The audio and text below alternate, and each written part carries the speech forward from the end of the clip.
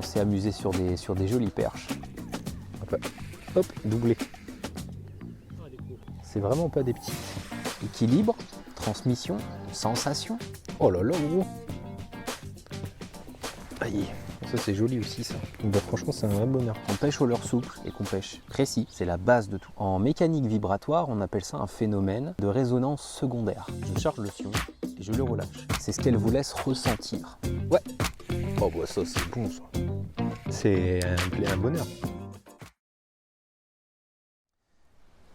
J'ai passé des centaines d'heures sur l'eau, et comme vous sûrement. On utilise tous des cannes, mais combien parmi nous savent vraiment ce qu'on a entre les mains? La vérité, c'est que dans la plupart des cas, on choisit une canne pour sa marque, pour son look, ou alors parce qu'on nous a dit que pointe souple et bonne réserve de puissance, eh ben c'était ce qu'il fallait. Alors cette fameuse phrase qu'on entend un peu partout, qui est utilisée un petit peu dans tous les sens, pointe souple et bonne réserve de puissance, c'est littéralement la description de tout objet qui est conique. Mais peu importe le matériau et peu importe la qualité. Alors aujourd'hui, je vais vous expliquer et je vais même vous montrer pourquoi tout ce qu'on croit savoir sur les cannes à pêche, c'est presque systématiquement du vent. Je reviens d'une session en lac avec un ami. On avait juste envie de passer un bon moment. Pas une session de fou, hein. On voulait passer un bon moment. On s'est amusé sur des jolies perches. Allez. Hop, doublé.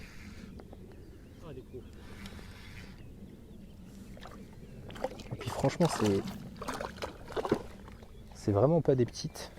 Un décro aussi. Ah merde, décro aussi. Ouais. Par contre, c'est plaisant. C'est un bonheur. Là, on vient d'en enchaîner une bonne quinzaine quand même. Hein. 16. Et ce jour-là, j'avais une canne un peu particulière. Pas une canne à la mode, pas une canne dite haut de gamme, juste un produit pensé pour moi et pensé pour la pêche que je voulais faire. Ah bah ça y est, tiens. Ça n'a même pas touché le fond gros. Ah ouais. C'est vrai que c'est coffret. Hein. Et tout doux.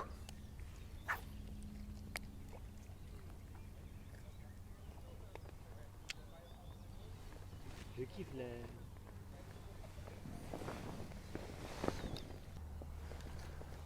C'est excellent. Alors j'avais pas cette canne parce que j'avais juste envie d'un joli jouet.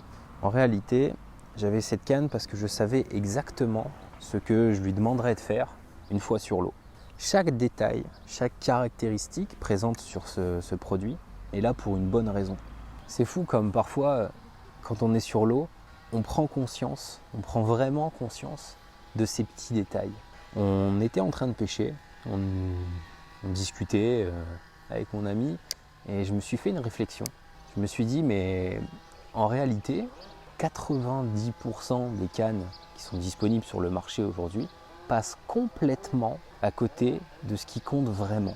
Équilibre, transmission, sensation, on n'en parle pas ça. Ou alors, si, mais quand on en parle, ça veut un peu tout et rien dire. Et pourtant, c'est exactement ça qui transforme une journée de pêche. Oh là là, gros. Ça fait 30 passions. Aïe. Bon, ça c'est joli aussi ça.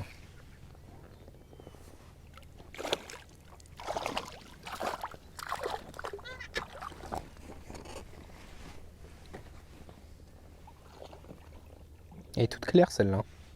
Elle est toute claire. Allez, rentre chez toi. Bah franchement c'est un vrai bonheur. Cette canne, elle a été pensée pour moi. Elle ne suit pas une fiche produit, elle suit mes besoins.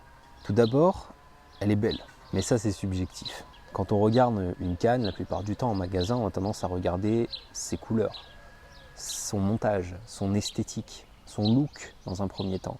Mais ce qui compte, c'est ce qu'il y a derrière, ce qu'il y a ensuite. Déjà pour commencer, on est sur un talon très court, 22 ou 23 cm. Je vous montre un petit peu. Personnellement, je tiens ma canne entre les 2 derniers doigts de la main. Je sais que parfois, en fonction des pêcheurs, ça peut varier. Mais j'ai encore 15 bons centimètres avant d'arriver jusqu'au coude. Pourquoi? Parce que cette canne, je m'en sers pour pêcher en flotte. Très court, 1,80 m, talon très court, très maniable. Je ne suis pas gêné. Et pour ferrer, j'ai un appui, si jamais j'ai besoin. Mais c'est pas tout. Les anneaux sont en titane, les plus légers. Et les céramiques sont en torzite. Ce sont les plus performants. Parce qu'au final, chaque gramme compte. Et la sensibilité aussi. Et surtout, le plus important, le blanc est brut. Il n'y a ni peinture, ni vernis. En tout cas, aucun superflu qui vienne filtrer d'informations. Parce que lorsqu'on effectue ce type de pêche, au leurre souple, sur des perches, la sensibilité, c'est la base. Avant de choisir l'esthétique, avant de choisir les anneaux, avant de choisir quoi que ce soit. La sensibilité, quand on pêche au leurre souple et qu'on pêche précis, c'est la base de tout. Elle est d'une souplesse. Le jour où je l'ai essayé, c'était en somme, j'ai fait un 80. Ciao. J'ai fait un 90 dessus. Je peux te dire que j'ai frissonné un peu quand même. Et dans cette même réflexion, je me suis rendu compte que, en réalité, la plupart d'entre nous, on ne choisit pas vraiment les outils avec lesquels on pêche. On prend ce qu'on nous vend, ce qui fait le job en réalité. Mais ce qu'on ne nous dit pas, et ce qu'on nous dira sûrement jamais, c'est que chaque petit détail, et ces fameux petits détails, comme par exemple simplement ajouter de la peinture, ça peut transformer votre canne à pêche en vrai plongeoir. Bon, ça, plongeoir, ça fait sourire. Mais ce n'est pas une expression de pêcheur. En réalité, c'est de la physique appliquée. En mécanique vibratoire, on appelle ça un phénomène de résonance secondaire.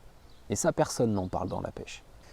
Cette canne, vous la connaissez tous sûrement, et je précise tout de suite, ce n'est pas un mauvais produit. Elle m'a été prêtée par un ami, que je remercie d'ailleurs, et auquel je présente toutes mes excuses, parce qu'après ce passage, tu ne verras plus jamais ta canne de la même manière. L'effet plongeoir, très rapidement et très brièvement, c'est ça.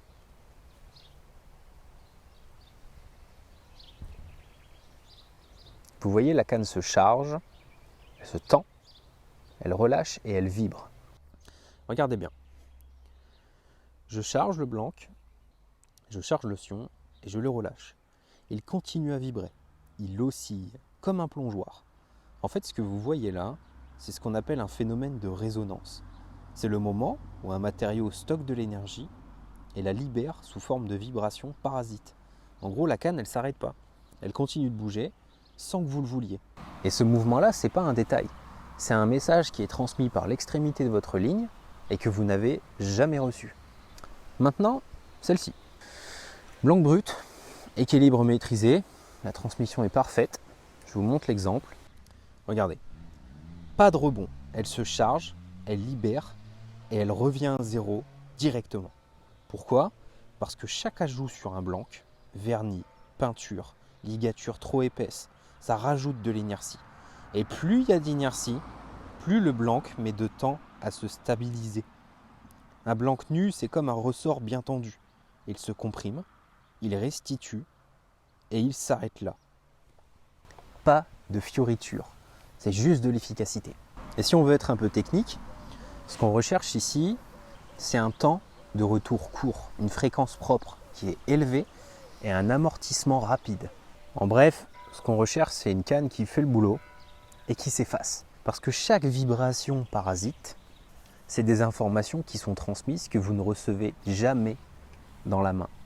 Elles sont filtrées le long du blanc, de par cette couche de peinture, et ces vibrations parasites, elles filtrent l'information et ce sont des informations qu'on ne ressent pas dans le poignet. Et là, vous voyez la différence. Pas dans le design, pas dans le nom qui est imprimé dessus, mais dans les informations qu'elle vous transmet et dans la façon dont l'outil interagit avec la matière, avec l'eau et avec vous. Alors oui, c'est un détail, mais ce détail, sur le terrain, il s'exprime par justement une différence entre une action où vous n'avez pas bien senti et une action où vous envoyez un ferrage qui est bien placé. Vous savez maintenant que quand vous pêchez à gratter, eh ben vous ratez des poissons à cause de ce phénomène. Et ce phénomène, sur l'étiquette d'une canne, c'est pas indiqué.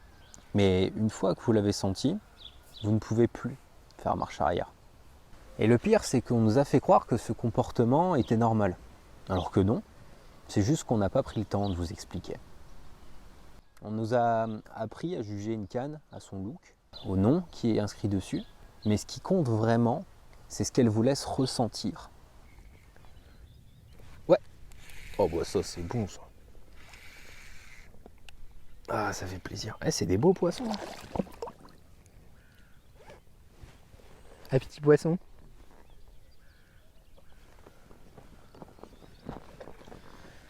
Je pense que ça va faire à tout moment. Oui. Dans 2 minutes, c'est terminé. Oui, c'est pas faux. Bon, visiblement, déjà t'en fais plus que moi. En vrai, c'est à chaque lancée. Ouais, Non mais c'est pas des perchets. c'est des beaux poissons. C'est vrai que ça reste des 25 ans. Franchement, sur des cannes light, Franchement, carrément. ça fait plaisir.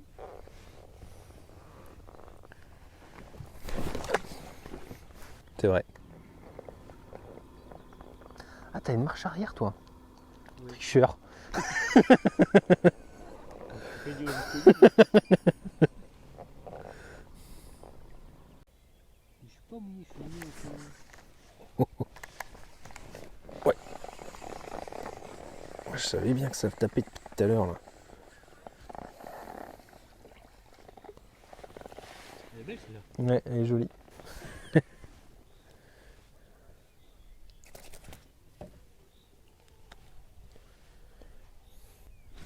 C'est une sacrée proie quand même. Hein. Pas du tout. Elles sont belles, hein. Elle a rien. Elle est toute neuve. Elle est file. Ouais.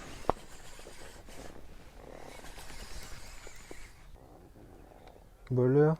Oh là là, t'es pas contente. Elle est belle encore. Elle est belle encore. Bah oui, gros, putain. Ouais, elle est jolie.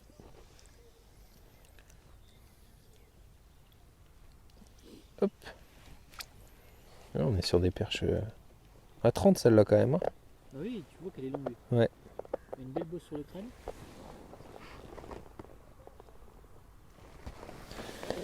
Allez hop. Je vais pas vous dire que cette canne elle est parfaite.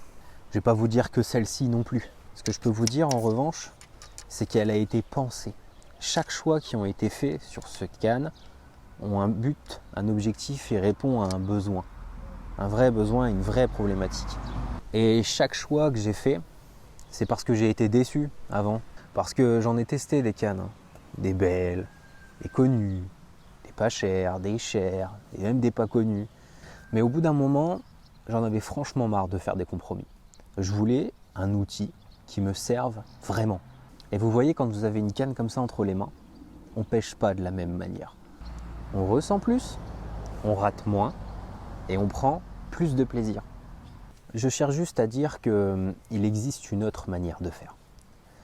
Plus exigeante, oui, mais tellement plus gratifiante.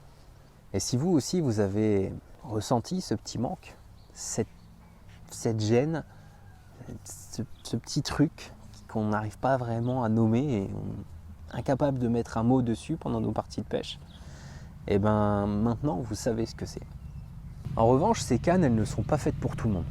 Ce sont des outils qui sont pensés pour les pêcheurs qui savent ce qu'ils recherchent ou qui veulent enfin le découvrir.